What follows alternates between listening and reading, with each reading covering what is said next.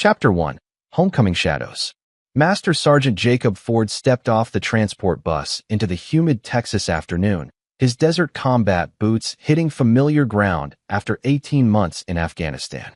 The gymnasium at Fort Hood buzzed with anticipation.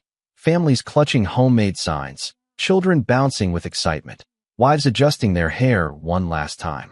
Jacob scanned the crowd, searching for the faces that had kept him alive through countless firefights and endless desert nights. His marriage to Margie had been rocky before the deployment. High school sweethearts who'd married too young. They'd grown apart as Jacob's military career demanded more time away. When she'd asked for the divorce papers to be signed remotely 6 months into his tour, he'd complied without contest. But Holly, his 8-year-old daughter with her mother's auburn hair and his stubborn chin, remained the center of his universe. Jacob had earned his reputation as one of the Army's most reliable tactical minds. 3 tours in Iraq, 2 in Afghanistan, countless classified operations that would never appear on any official record. His unit called him Chess Master for his ability to think 10 moves ahead of any enemy. But no amount of strategic planning had prepared him for what he was about to discover. The crowd erupted as soldiers began emerging from the staging area. Jacob shouldered his duffel bag, searching the bleachers for Holly's bright smile. Instead, he spotted Margie near the back, her face pale and drawn. Beside her stood a tall man with graying temples and an expensive suit, Gregory Donovan, the insurance executive she'd married 3 months ago. Jacob had never met him, but something about the man's rigid posture and cold eyes immediately set him on edge. "Daddy." The voice was small, tentative. Jacob spun around and found Holly hiding behind the metal support beams of the bleachers, partially concealed in shadows. His heart stopped. Her beautiful hair had been hacked off in uneven patches, leaving bald spots that looked raw and painful. Around her neck, Jacob's hands clenched into fists, was a black electronic device that looked disturbingly like a dog training collar. His daughter's eyes, once bright with mischief, now darted nervously toward the man in the expensive suit.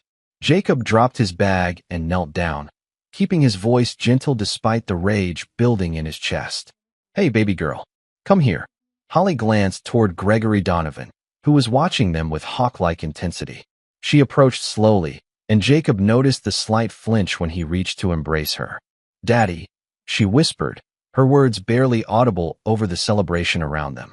"He made me call him father," or he pressed the button. Her small hand touched the collar. "Mom said you're a cowardly, weak soldier who abandoned us." Every muscle in Jacob's body went rigid. 18 months of combat had honed his ability to compartmentalize, but this hit him like shrapnel to the heart. He forced his voice to remain calm, though his mind was already calculating angles and exits. "Who hurt you, Holly?" Before she could answer, Gregory Donovan approached with Margie trailing behind. The man's smile was perfectly practiced, the kind Jacob had seen on politicians and used car salesmen. "Jacob, finally back. I'm Gregory Donovan, Margie's husband." He extended his hand, which Jacob ignored. "Holly's been telling stories again. Kids and their imagination, you know." Jacob rose slowly, his 6'2" frame matching Gregory's height, but carrying the lean muscle of a man who'd spent years in active combat. "Stories. The collar is a medical device," Gregory said smoothly. "Holly has been having behavioral issues. The doctor recommended." "Which doctor?"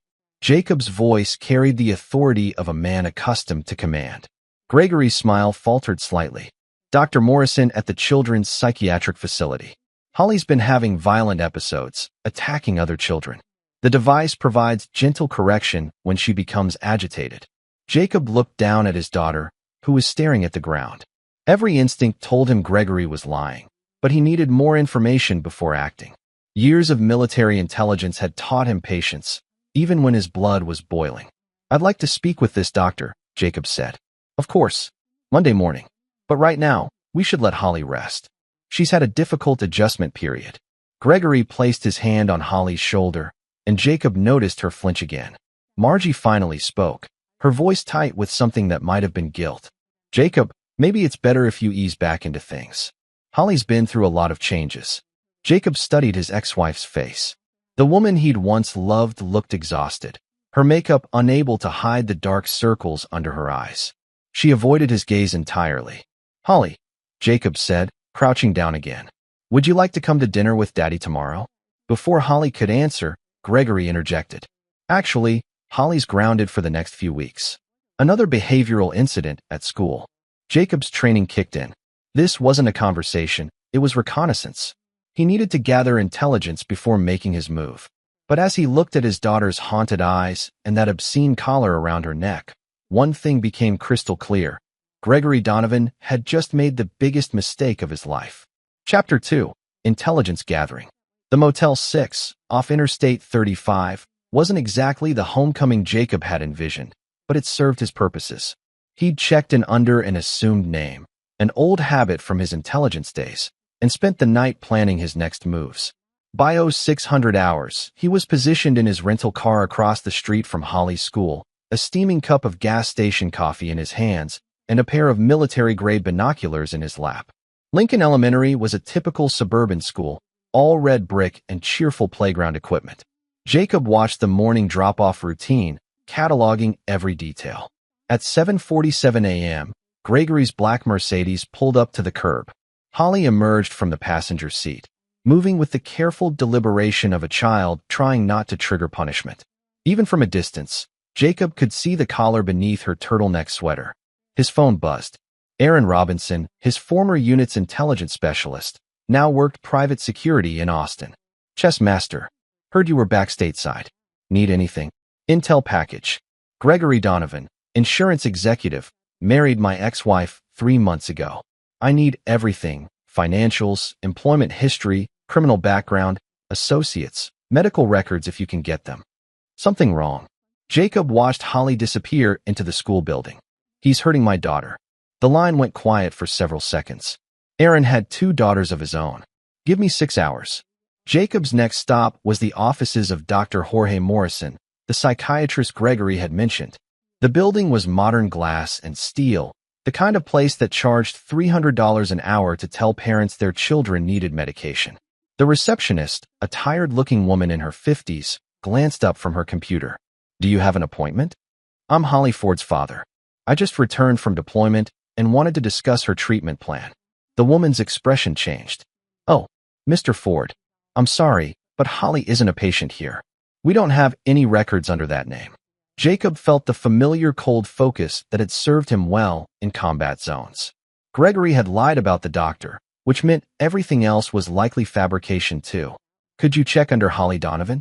I'm sorry, but even if we had a patient by that name, I couldn't discuss it without proper authorization. Jacob thanked her and left, but not before noting the security cameras and access protocols. Old habits. His phone rang as he reached the parking lot. Stuart Boyer, his former commanding officer, now worked at the Pentagon. Jacob, welcome home, soldier. What can I do for you? I need a favor, Colonel. Unofficial channels.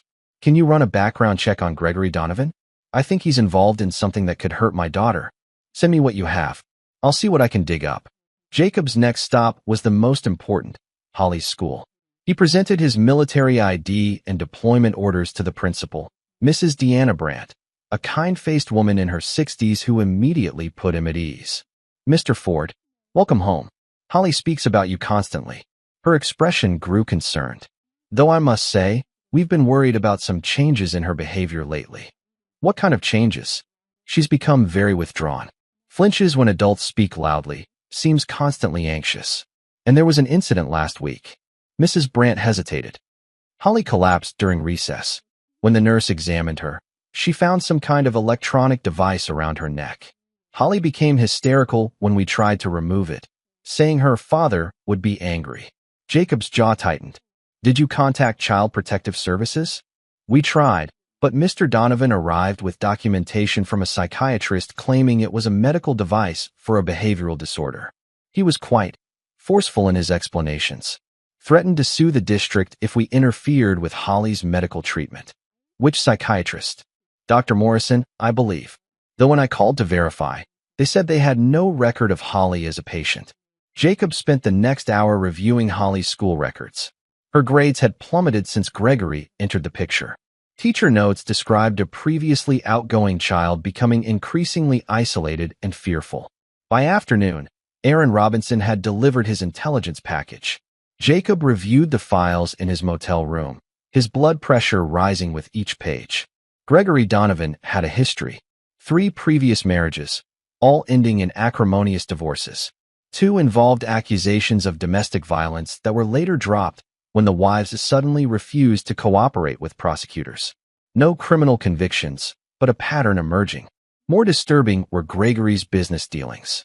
His insurance company specialized in life insurance policies for military families. Jacob's deployment had made Margie eligible for a substantial policy.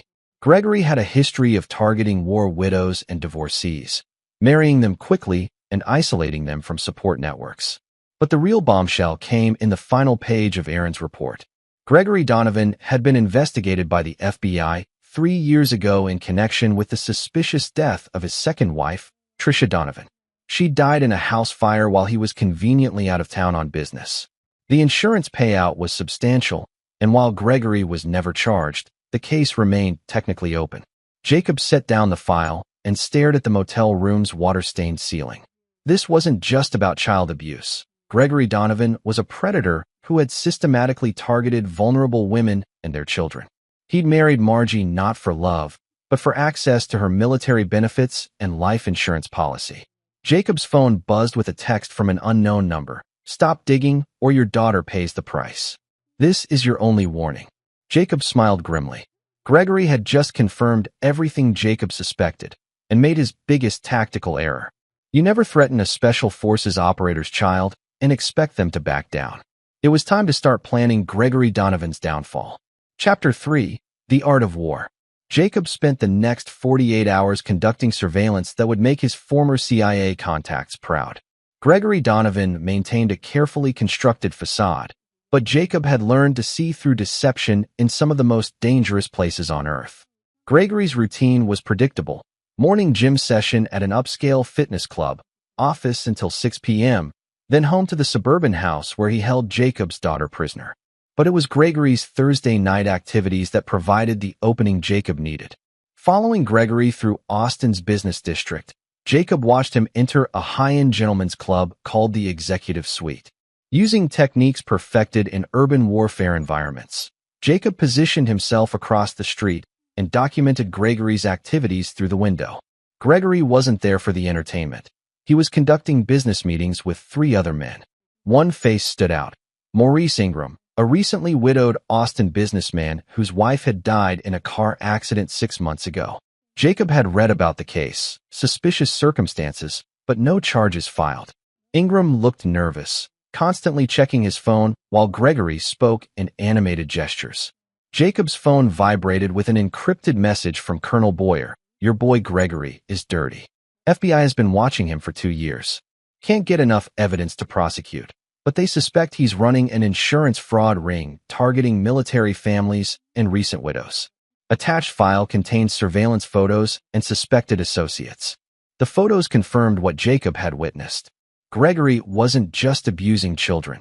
He was orchestrating a sophisticated criminal enterprise. The FBI suspected him of arranging accidents for clients who wanted to cash in on their spouse's life insurance policies. Jacob returned to his motel and opened his laptop. Years of military intelligence work had taught him to build detailed operational plans, and Gregory Donovan was about to discover what happened when you threatened a tactical expert's family. His phone rang at 2,300 hours. Margie's voice was barely a whisper. "Jacob? I need to see you. Can you meet me tomorrow at the coffee shop on 6th Street? The one near the university. Are you safe?" "For now. He thinks I'm at my sister's house. I told him Deborah needed help with her kids." Margie's voice broke slightly. "Jacob, I made a terrible mistake. I thought he loved us, but God, what he's done to Holly. Tomorrow at 1,400 hours. Come alone." Jacob arrived early and chose a corner table with clear sight lines to all entrances, another old habit. When Margie appeared, he barely recognized her. The confident woman he'd married had been replaced by someone who moved like a frightened animal. She sat down carefully, wincing slightly. Jacob noticed the faded bruise on her wrist, partially concealed by long sleeves. "He hits you too." Margie nodded, tears flowing freely. "It started small, controlling what I wore, who I could see. Then the verbal abuse. Then," she pulled down her sleeve, revealing finger-shaped bruises. But Jacob, what he's doing to Holly is so much worse. Tell me everything. The story that emerged was worse than Jacob's darkest suspicions. Gregory had isolated Margie from her family and friends, convinced her that Jacob was a deadbeat father who would never pay child support. He'd gradually increased his control over Holly, using the shock collar to train her like an animal. He calls it behavior modification. Says Holly needs to learn respect and obedience. If she speaks without permission, if she doesn't clean her room perfectly, if she even looks at him wrong. Margie's voice shook. He makes me watch sometimes. Says it's my fault for raising a disobedient child. Jacob's hands clenched, but he kept his voice steady. Why didn't you leave? I tried. 3 weeks ago, I packed our bags while he was at work. But he has cameras everywhere. Jacob. He knew before I even reached the car. And he said, Margie's voice dropped to a whisper. He said if I ever tried to leave again, Holly would disappear. That he had friends who could make it look like a runaway situation, and no one would ever find her. Jacob processed this information with the cold efficiency that had kept him alive through multiple combat deployments. Gregory wasn't just an abuser. He was a sophisticated predator with resources and connections. I've been documenting everything, Margie continued, pulling out a small digital camera. Photos of Holly's injuries, recordings of Gregory's threats. I've been hiding it in my car's glove compartment. Jacob reviewed the images on the camera's display, his jaw tightening with each photo. The evidence was damning. Clear documentation of systematic child abuse that would put Gregory away for years. Margie, I need you to do exactly what I tell you. Can you get Holly out of the house tomorrow night? He never lets us leave together anymore. Says I might try to run again. What about Saturday? Does he have any regular commitments? Margie thought for a moment. He plays poker every other Saturday with some business associates. Usually doesn't come home until after midnight. Perfect. Saturday night, you take Holly to your sister's house. Tell Gregory she has the flu and you're worried about contamination. Make up any story, but get her away from that house. What are you going to do? Jacob's smile was the one his enemies had learned to fear in Afghanistan. I'm going to give Gregory Donovan exactly what he deserves. But first, I need you to help me get into his house. I need access to his computer and files. Jacob, you can't just. Margie. His voice carried the authority of a man who'd commanded soldiers in life-or-death situations. Gregory Donovan made the mistake of threatening my daughter. He's about to learn that some wars you can't win. As they parted ways, Jacob was already mentally reviewing the detailed building plans he'd need to acquire and the specialized equipment required for his operation. Gregory Donovan had built his life on causing fear and suffering. It was time to show him what real fear looked like. Chapter 4. Infiltration Protocols. Saturday evening arrived with the crisp clarity of a winter night. Jacob positioned himself in the tree line behind Gregory's suburban fortress, a sprawling 2-story house in an upscale development where neighbors minded their own business and security cameras were more for show than function. Through his night vision scope, he watched Gregory's Mercedes disappear down the street at 8:47 p.m. Margie had texted 30 minutes earlier, H safe with Deborah, told him stomach flu. He believed it. Jacob had spent 3 days preparing for this infiltration. His military contacts had provided him with equipment that technically didn't exist, electronic lock picks developed for special operations, micro cameras designed for intelligence gathering, and signal jammers that could disable residential security systems without leaving traces. The house's alarm system was expensive but predictable. Jacob had observed Gregory's routine for entering the security code. A fatal mistake many homeowners made was using the same 4-digit sequence repeatedly. From his surveillance position, Jacob had documented Gregory entering 1-9-8-7, likely his birth year. Jacob approached the back door at 9:15 p.m., moving with the silent precision that had made him legendary among his peers. The electronic lockpick made quick work of the deadbolt, and the security system accepted Gregory's code without protest. Inside, the house revealed Gregory's true nature. The living areas were pristine, designed to impress visitors, but Jacob's trained eye caught the details others would miss. Reinforced locks on interior doors, cameras positioned to monitor movement throughout the house, and, most tellingly, a modified basement door with multiple deadbolts. Jacob's first priority was Gregory's home office, a mahogany-paneled room that screamed expensive taste. The computer was password protected, but Jacob had anticipated this. Stuart Boyer had connected him with Franklin Doherty, a former NSA specialist who now worked private cybersecurity. Most people use personal information for passwords, Franklin had explained. Family birthdays, anniversary dates, pet names. Once you understand their psychology, it's surprisingly predictable.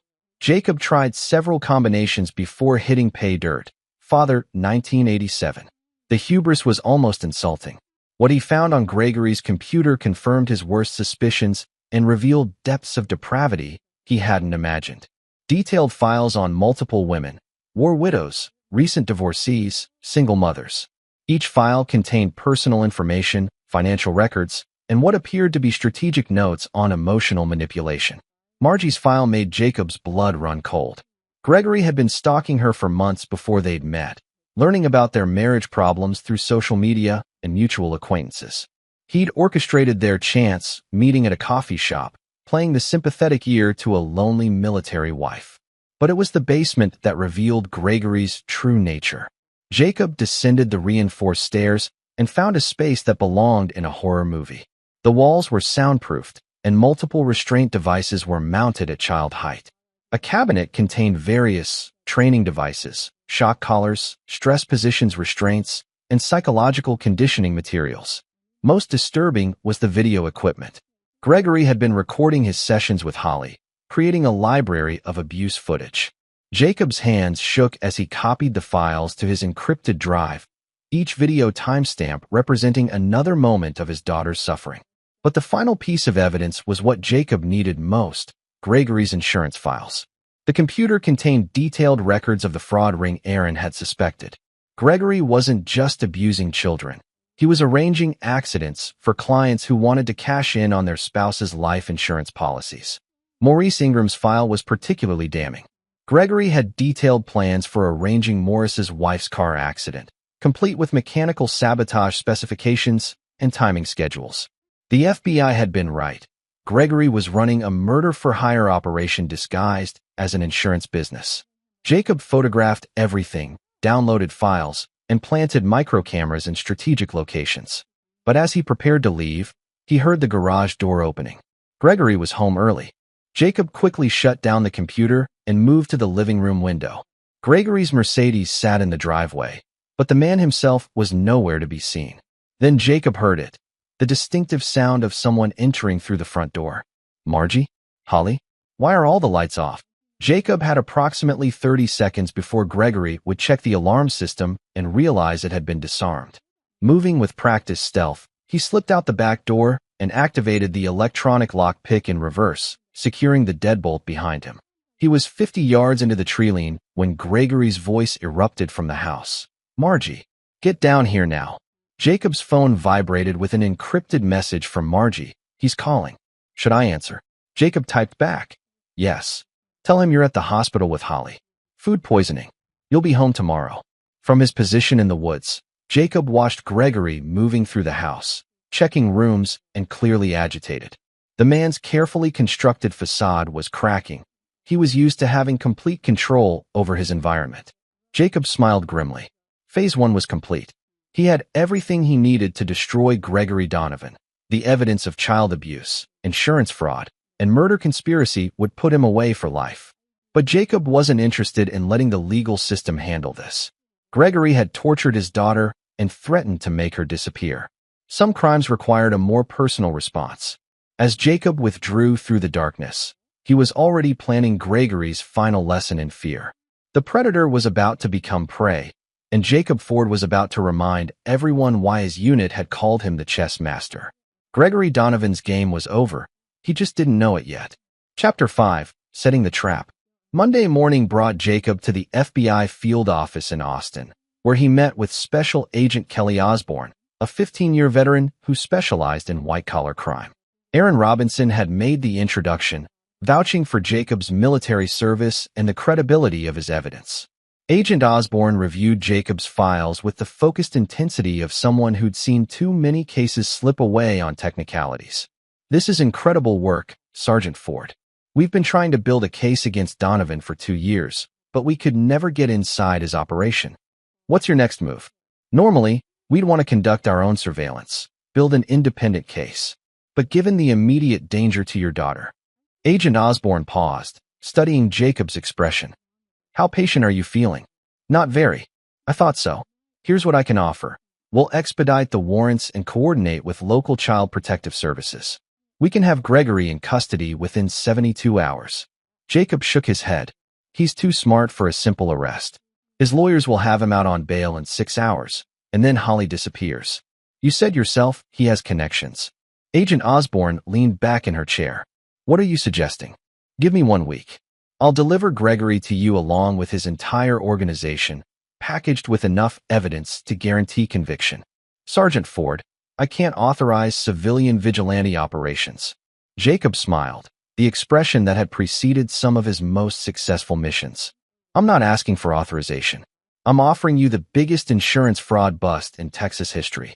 All I need is your word that you'll be ready to move when I call. Agent Osborne studied him for a long moment. 72 hours. That's all I can give you. After that, we move with what we have. Jacob nodded. 72 hours was more than enough time to destroy Gregory Donovan.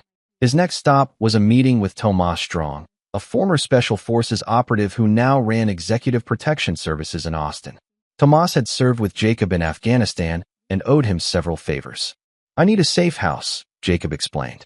Somewhere Gregory can't reach Margie and Holly while I finish this. I've got a place in the hill country. Secure, off-grid, completely invisible. But Jacob. Tomas studied his old friend's expression. What aren't you telling me? I'm going to make Gregory disappear for a while. When he resurfaces, he'll be confessing to everything. Tomas nodded slowly. Need backup.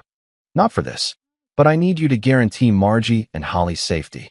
If something goes wrong, if Gregory's people come looking, you handle it. Consider it done.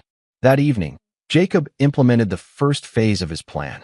He called Gregory's office from a payphone, using voice modulation software to disguise his identity. Mr. Donovan? This is Detective Kelvin Davis with Austin PD. We need to speak with you about some irregularities in your insurance claims. Can you come to the station tonight? There was a long pause. What kind of irregularities? I'd prefer to discuss this in person. We've had some questions about the Ingram case specifically. Jacob could practically hear Gregory's mind racing. Maurice Ingram's wife's accident was Gregory's most recent operation, and the mention would put him in full panic mode. I'll be there in an hour. Actually, Mr. Donovan, could you meet me at the warehouse district instead? We're conducting a reconstruction of some evidence, and it would be helpful to have you present. Jacob provided an address in an industrial area where his military contacts maintained a secure facility. As expected, Gregory's paranoia kicked in. He wouldn't risk walking into what might be a trap. I think I'd prefer to bring my attorney and meet at the station. Of course. Tomorrow morning at 9 a.m. then. Detective Davis, badge number 2847. Jacob hung up, knowing Gregory would immediately start making calls to verify the detective's identity. When those calls reached dead ends, Gregory would realize he was being manipulated, but by then, it would be too late. Phase 2 began at midnight. Using information from Gregory's computer, Jacob placed anonymous calls to the Austin Police Department, reporting suspicious activity at 3 addresses associated with Gregory's criminal network. Each call was carefully timed to create maximum confusion and draw law enforcement attention to Gregory's associates. By 2 a.m., Gregory's phone would be ringing constantly as his panic partners realized their operations were being exposed. Jacob wanted Gregory desperate, isolated, and making mistakes. The final piece came Wednesday morning. Jacob used one of Gregory's own tactics against him, placing a call to Maurice Ingram. Mr. Ingram? This is regarding your wife's life insurance claim. We have some questions about the accident. Could you meet us to discuss some irregularities we've discovered? Morris's voice was shaky. What kind of irregularities? Mechanical tampering with the brake lines. We believe your wife's death wasn't accidental, Mr. Ingram. Someone murdered her for the insurance money. There was a long silence. Who? Who would do such a thing? That's what we're trying to determine. But we need your help. Can you meet me tonight at the Riverside warehouse? We have evidence we'd like you to review. Jacob provided the same address he'd given Gregory, knowing that Maurice would immediately call Gregory in panic. 2 desperate men, both believing they were walking into police traps, both convinced the other was trying to eliminate them as witnesses. Jacob checked his watch. 18 hours until his carefully orchestrated confrontation would force Gregory Donovan into the open. The chess pieces were in position. Now it was time for checkmate. Chapter 6: Psychological Warfare. Gregory Donovan hadn't slept in 48 hours. His carefully controlled world was collapsing around him, and he couldn't identify the source of the attacks. Anonymous tips had led police to 3 of his safe houses. 2 associates had disappeared without warning, and now Maurice Ingram was demanding they meet to sort out this police situation. Jacob watched Gregory's deterioration through the surveillance cameras he'd planted in the house. The man was pacing, drinking heavily, and making increasingly erratic phone calls. Perfect. At 3 p.m. Thursday, Jacob implemented the final psychological pressure. He sent an untraceable email to Gregory's business account with a single line. "Holly told me everything." Jacob. Gregory's reaction was immediate and violent. Through the hidden cameras, Jacob watched him smash his laptop against the wall, then grab his phone to call Margie. "Where is she?" Gregory's voice was barely controlled rage. "Where is Holly?" Jacob had prepared Margie for this moment. She was safe at Tomas Strawn's compound with Holly, but Gregory didn't know that. "She's at the doctor." Margie's voice came through the phone, carefully modulated to sound frightened but truthful. "The stomach flu got worse. They're keeping her overnight for observation." "Which hospital?" "St. David's. Room 314. Jacob smiled. There was no room 314 in the pediatric ward, but Gregory's panic would prevent him from thinking clearly. He'd rush to the hospital, confirm Holly wasn't there, and realize Margie was lying. The trap was set for 8 p.m. at the warehouse Jacob had specified.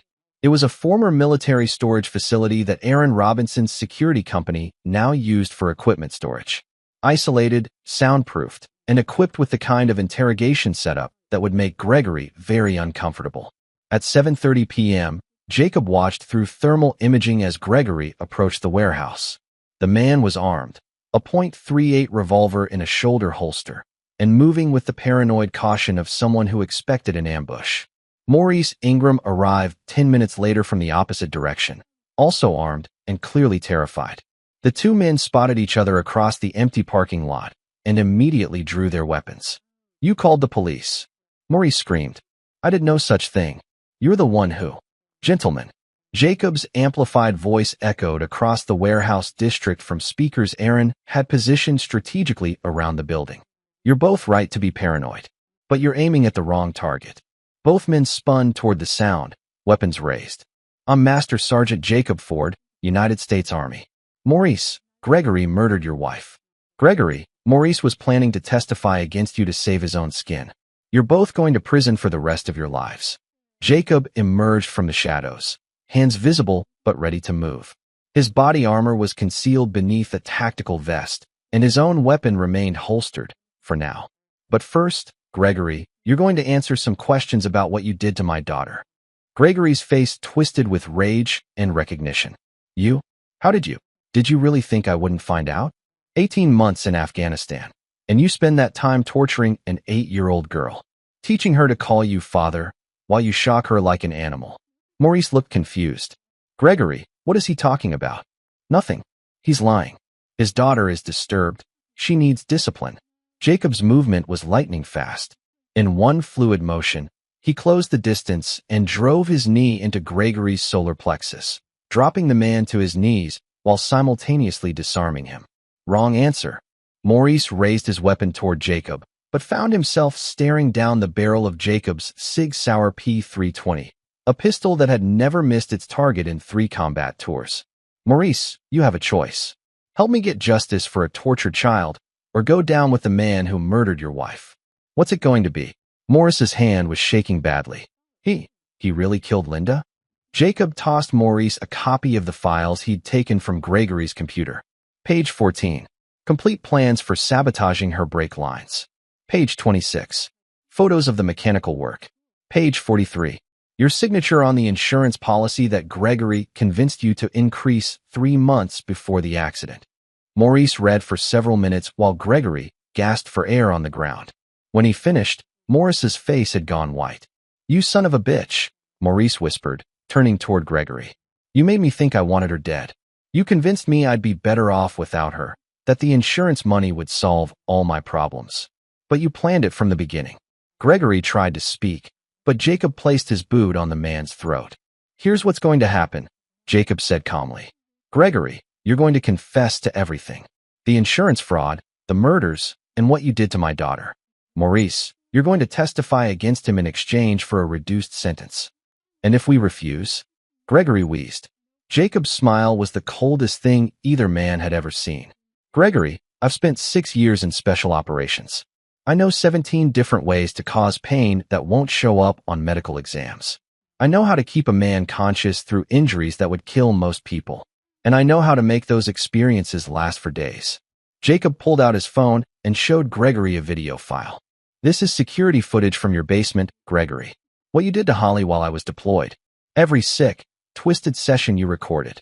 Gregory's face went ashen as he watched himself torturing a child. Now, Jacob continued, imagine what a jury will think when they see that footage. Imagine what your fellow inmates will do to a child abuser. Or imagine what will happen if you simply disappear tonight and no one ever finds your body. Gregory was hyperventilating now, the full weight of his situation finally sinking in. I'll confess, he whispered. I'll tell them everything. Jacob nodded and made a phone call. Agent Osborne, the package is ready for pickup. As FBI vehicles surrounded the warehouse, Jacob looked down at the broken man who had tortured his daughter. Gregory Donovan would spend the rest of his life in prison, and every day would be a reminder that some fathers will go to any length to protect their children. The chess game was over. Jacob Ford had won. Chapter 7. Confessions and Consequences. The FBI interrogation room at the Austin field office had seen its share of hardened criminals, but Gregory Donovan presented a different kind of challenge. He sat across from Agent Osborne and her partner, Agent Gabriel Kramer, his expensive suit wrinkled and his hands shaking as withdrawal from alcohol and adrenaline took its toll. Jacob watched from behind one-way glass, his presence officially unauthorized but tolerated given his role in bringing down the entire operation. Beside him stood District Attorney Randolph Wilkins, a man whose career had been built on high-profile convictions. Mr. Donovan, Agent Osborne began, placing a thick folder on the table. We have sufficient evidence to charge you with insurance fraud, conspiracy to commit murder, and aggravated child abuse. Your cooperation could influence sentencing recommendations. Gregory's lawyer, a nervous man named Stuart Cook who'd been hastily summoned from his dinner, whispered urgently in his client's ear. Gregory shook his head. My client wishes to make a full statement, Stuart announced, his voice betraying his desire to be anywhere else. Agent Kramer activated the recording equipment. Gregory Allen Donovan, you're making this statement voluntarily after being read your Miranda rights. Is that correct? Yes. What followed was 3 hours of the most comprehensive confession Agent Osborne had ever recorded. Gregory detailed his insurance fraud operation, naming associates across 4 states, and providing specific details about 12 arranged accidents spanning 3 years. The murders were planned with chilling precision. Gregory would identify vulnerable clients, usually struggling with debt or failing marriages, and gradually convince them that their spouse's deaths would solve their problems. He'd arrange the accidents through a network of mechanics, private investigators, and hitmen, taking a percentage of the insurance payouts. But it was his confession about Holly that filled the room with tense silence. The child was disobedient, Gregory said, his voice flat and clinical. Military children often have discipline problems due to absent fathers. I implemented a behavioral modification program using standard conditioning techniques. Standard techniques? Agent Osborne's voice was carefully controlled. Shock therapy for negative behaviors, positive reinforcement for compliance. The child learned to respond appropriately to authority. Jacob's hands clenched behind the glass. Even in confession, Gregory was trying to justify his actions with pseudoscientific terminology. Mr. Donovan, Agent Kramer interrupted. You electronically shocked an 8-year-old child. Multiple times. While recording the sessions. How do you justify that? Gregory's mask finally slipped. She needed to learn respect. Her mother was too weak to discipline her properly. Someone had to teach her how to behave. District Attorney Wilkins made notes. This is more than enough for life without parole. But Gregory wasn't finished. As if a dam had burst, he began detailing other victims. Children from previous marriages who'd suffered similar training, women who'd disappeared when they tried to leave him, financial crimes spanning decades. The Trisha fire wasn't supposed to kill her, Gregory said, referring to his second wife. It was meant to be a scare tactic, force her to be more compliant. But the accelerant spread faster than anticipated. Agent Osborne exchanged glances with her partner. They were recording the confession to multiple unsolved murders. At 11:47 p.m., Gregory finally stopped talking. The confession filled 47 pages of transcript and would keep prosecutors busy for years. As Gregory was led away to a holding cell, Jacob finally allowed himself to feel something other than cold, tactical focus. His daughter was safe. The man who'd tortured her would never see freedom again. But there was still one more piece of business to handle. The next morning, Jacob visited Maurice Ingram at the county jail. The man who'd been Gregory's unwilling accomplice looked like he'd aged a decade in 3 days. "He played me," Maurice said, staring at his hands. "Made me think Linda was holding me back, that I'd be happier without her. But I loved her, Sergeant Ford. I really loved her." Jacob studied the broken man across the table. "The difference between you and Gregory is that you feel remorse. That matters. Will it matter to a jury? Agent Osborne tells me you're cooperating fully. Your testimony will put away several other people in Gregory's network. The DA is considering second-degree murder instead of first-degree. With cooperation, you might see parole in 15 years. Maurice nodded slowly. "I deserve whatever I get. But Sergeant Ford, what you did, exposing all this, that took real courage." Jacob shook his head. "Courage is what my daughter showed every day she survived Gregory's torture. I just did what any father would do." That afternoon, Jacob met Margie and Holly at Tomas Strong's compound. His daughter looked fragile, but was smiling for the first time since his return. The shock collar was gone, destroyed as evidence, and her hair was already beginning to grow back. "Daddy," Holly said, running into his arms. "Tomas taught me how to shoot a BB gun. I hit the target 7 times. Jacob laughed, the first genuine laugh he'd had in weeks. "That's my girl. Always aim center mass." Margie approached more cautiously. "Jacob, I need to apologize." "No." Jacob's voice was firm but gentle. "Gregory was a predator. He targeted you specifically because of your situation. You were protecting Holly the only way you could. What happens now?" Jacob looked at his daughter, who was showing Tomas her target practice results with the enthusiasm of a normal 8-year-old. "Now we rebuild. Gregory's assets are being seized to pay restitution to his victims' families. The house, the cars, everything. But his business insurance policy names you as beneficiary. That's legally yours." Margie's eyes widened. "Jacob, I can't." "Yes, you can. Use it to get Holly the therapy she needs. Use it to build a new life somewhere Gregory's influence can't reach you." As the sun set over the Texas Hill Country, Jacob watched his daughter chase fireflies in the meadow behind the safe house. Tomorrow would bring challenges, therapy sessions, court appearances, the long process of healing. But tonight, Holly was laughing again. Gregory Donovan had wanted to teach his victims about fear and control. Instead, he learned that some people fight back, and some fathers will move heaven and earth to protect their children. The lesson was complete. Chapter 8, Justice Served. 6 months later, the Hays County Courthouse was packed for the sentencing of Gregory Donovan. Jacob sat in the front row, his dress blues immaculate, Holly beside him in a new dress that Margie had bought for the occasion. His daughter's hair had grown back in soft curls, and the haunted look in her eyes had been replaced by something Jacob recognized as hope. Judge Alfred Hardin had presided over hundreds of criminal cases in his 20-year career, but the Gregory Donovan trial had affected him deeply. The evidence presented, particularly the videos of child abuse, had required the court to take frequent recesses as seasoned prosecutors struggled to maintain their composure. "Mr. Donovan," Judge Hardin addressed the shackled figure at the defendant's table. "In my years on this bench, I have never encountered a more systematic pattern of predatory behavior.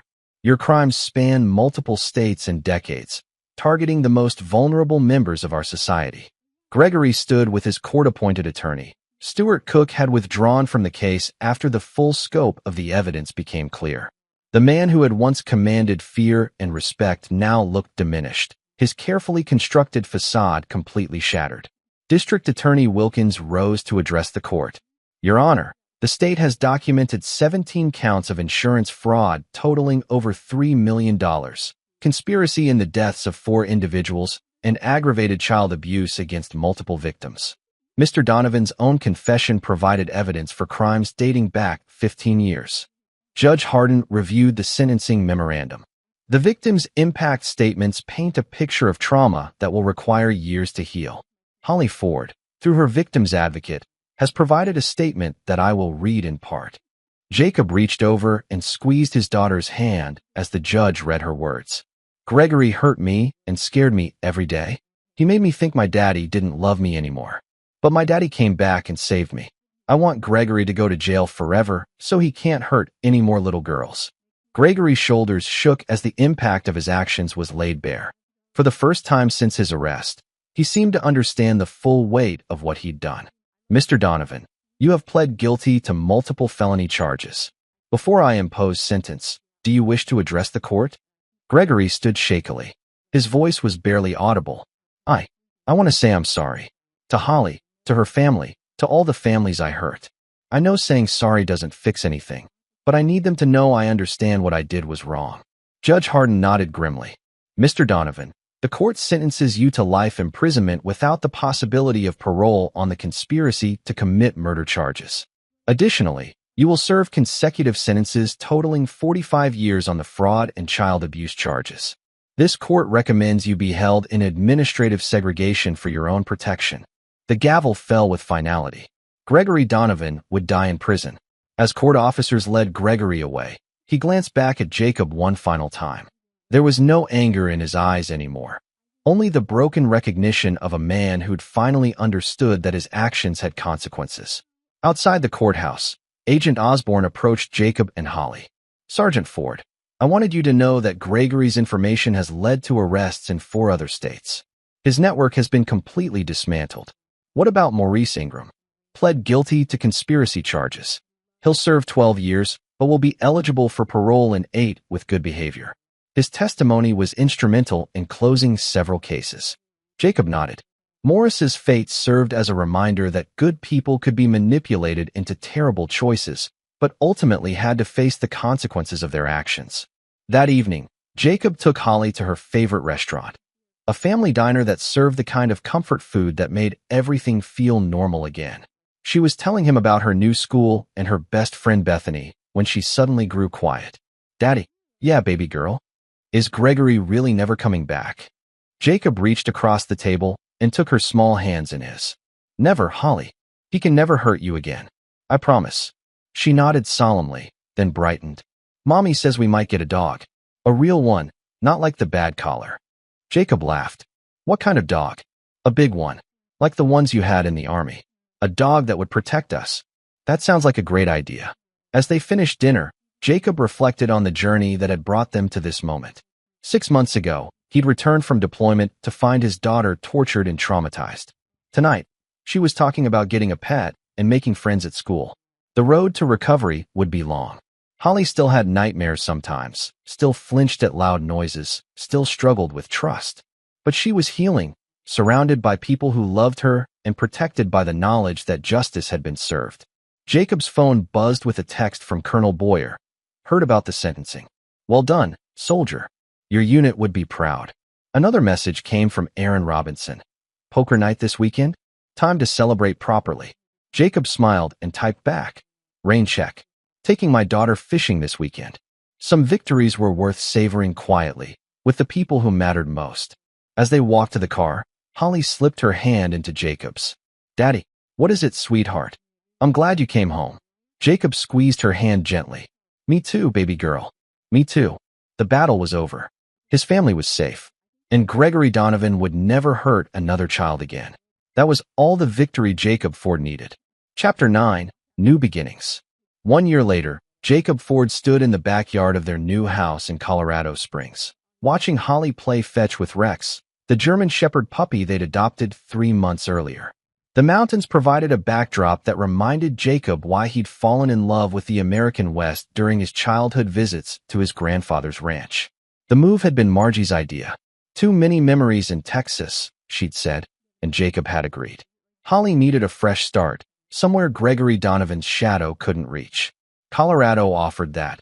Wide open spaces, clean air, and a military community that understood the challenges of rebuilding after trauma.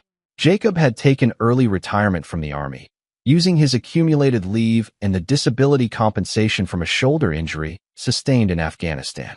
The money from Gregory's seized assets, distributed to victims' families through a court-ordered restitution fund, had provided Holly with a college fund and Margie with the resources to start a non-profit organization supporting military families dealing with domestic abuse. "Daddy, watch this," Holly called out, throwing a tennis ball with remarkable accuracy for a 9-year-old. Rex bounded after it with the enthusiasm that only a young dog could muster. "Nice arm," Jacob called back. "You've been practicing." Holly beamed. The confidence in her voice was something Jacob never took for granted. Every smile, every moment of unself-conscious joy, felt like a small miracle after what they'd been through. Dr. Madeline Sears, Holly's therapist, had warned them that recovery would be measured in years, not months. But Holly was resilient, stronger than Jacob had ever imagined possible. She still had difficult days, moments when unexpected sounds or situations triggered memories of Gregory's abuse.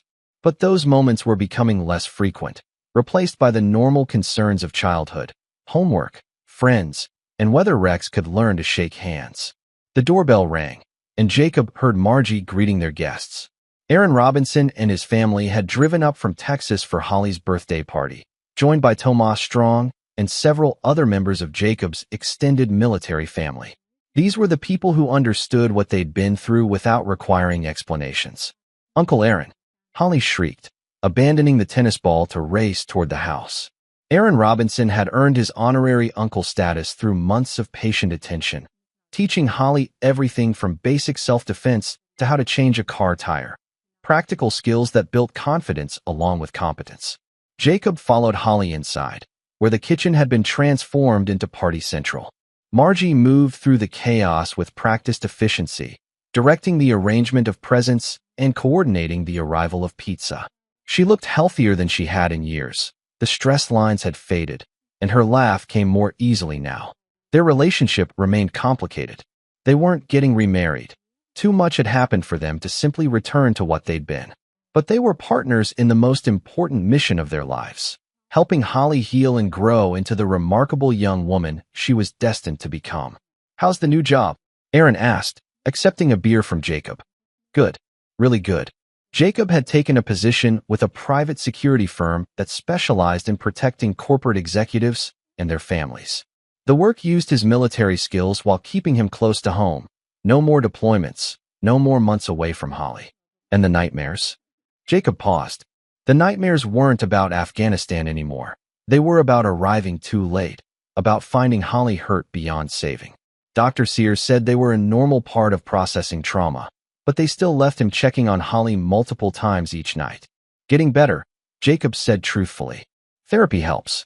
And knowing Gregory can never hurt anyone again helps more." Agent Osborne had called the previous month with an update. Gregory Donovan had been found dead in his cell, apparently the victim of an attack by fellow inmates who'd learned about his crimes against children. Jacob felt no satisfaction in the news. Gregory's death didn't undo the damage he'd caused, but there was a sense of closure in knowing the threat was truly gone. "Present time," Margie announced, and the party moved to the living room. Holly opened her gifts with the focused intensity she brought to everything these days, a consequence of learning not to take good things for granted. New books, art supplies, a junior chemistry set that made Jacob slightly nervous, and finally, the big surprise he and Margie had planned together. "This one's from all of us," Jacob said, handing Holly an envelope. Inside was a certificate for horseback riding lessons at a ranch 30 minutes away. Holly's eyes went wide. She'd been talking about wanting to learn to ride ever since they'd moved to Colorado. "Really? I can really learn to ride horses." Every Saturday morning, Margie confirmed. "Mrs. Lori Gates runs the program. She's very experienced with children." Holly threw her arms around both parents simultaneously, the kind of spontaneous affection that still caught Jacob off guard. For so long, Holly had been careful about physical contact, measuring every interaction for potential threat. These moments of unguarded trust felt like gifts. As the party wound down and guests began departing, Jacob found himself on the back porch with Tomas Strong, watching the sunset paint the mountains in shades of gold and purple. "You did good, brother," Tomas said. "Both of you. Holly's going to be okay. She's tougher than I ever was at her age. Wonder where she gets that from." Jacob smiled. "Her mother. Margie went through hell and came out fighting for her daughter. That takes a special kind of strength." They sat in comfortable silence as the stars began appearing in the clear mountain air. Rex had collapsed in an exhausted heap after a day of intense playing, and Holly was inside helping Margie clean up, chattering about her upcoming horseback riding lessons. "Any regrets?" Tomas asked. "About how you handled Gregory?" Jacob considered the question. He'd broken laws, operated outside legal boundaries, and used skills acquired in military service for personal vengeance. By strict ethical standards, his actions were questionable at best. "No," he said finally. "Gregory chose to hurt my daughter. Everything that happened after that was just consequence." Tomas nodded. "Some things are more important than regulations." Later that evening, after the dishes were cleaned and the leftover cake carefully wrapped, Jacob tucked Holly into bed. It was a ritual they'd established when they moved to Colorado. Time for her to talk about her day, ask questions, or simply enjoy the security of having her father nearby. "Daddy." Holly's voice was sleepy but content. "What is it, sweetheart? Do you think Gregory was always bad, or did something make him that way?" Jacob paused, surprised by the complexity of the question. Dr. Sears had encouraged Holly to talk about her experiences, to ask the difficult questions that would help her process what had happened. "I think some people make bad choices," Jacob said carefully. "And when they keep making bad choices, it becomes easier to make more bad choices. But everyone has the chance to choose differently." Holly considered this. "He chose to hurt me." "Yes, he did. And that was wrong. But you chose to save me. Every time, baby girl. Every time." Holly smiled and closed her eyes. "I'm glad you're my daddy." Jacob sat beside her bed until her breathing deepened into sleep, then quietly made his way to the living room where Margie was finishing the last of the cleanup. "Good party," he said. "She's happy. Really happy. That's what matters." Jacob nodded, watching through the window as Rex investigated something interesting in the corner of the yard. "Margie, I need to say something." She looked up from the dishwasher. "Thank you. For protecting her when I couldn't. For being strong enough to survive Gregory and smart enough to document what he was doing. Without that evidence." "Jacob," Margie's voice was firm. "We both did what we had to do. Holly survived because she's got two parents who love her more than anything else in the world. They stood together in the quiet kitchen, two people who'd been through the worst kind of crisis and emerged as better versions of themselves. Not the same people they'd been before Gregory Donovan entered their lives, but stronger, more focused on what truly mattered." Outside, the Colorado night was crisp and clear, full of stars and possibilities. Inside, their daughter slept peacefully, protected by love and the knowledge that justice had been served. Jacob Ford had completed his most important mission. His family was safe, his daughter was healing, and the man who'd threatened everything he held dear would never hurt another child. Some stories end with victory in battle. This one ended with something more valuable. A little girl who could laugh again, dream again, and trust again. That was worth every risk Jacob had taken. This is where our story comes to an end. Share your thoughts in the comments section. Thanks for your time. If you enjoy this story, please subscribe to this channel. Click on the video you see on the screen, and I will see you there.